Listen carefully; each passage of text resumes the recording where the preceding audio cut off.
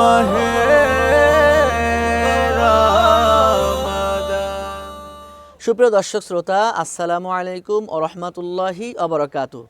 মহান রব্বুল আলামিন বলছেন, ইয়্যাকা না'বুদু ওয়া ইয়্যাকা নাস্তাঈন। আমরা একমাত্র তোমার ইবাদত করি এবং তোমার কাছে সাহায্য চাই।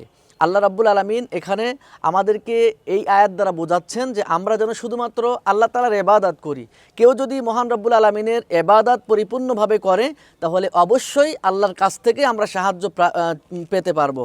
সুতরাং আমাদের উচিত হচ্ছে জীবনের সর্বক্ষেত্রে যত ইবাদত আছে সেই ইবাদতগুলো শুধুমাত্র কেবলমাত্র একমাত্র মহান রব্বুল আলামিনের জন্য হতে হবে এবং আমাদের জীবনে যা কিছু প্রয়োজন, আমাদের যত সাহায্য এবং সহযোগিতার প্রয়োজন সেটা আমাদের আল্লাহর কাছে চাইতে হবে।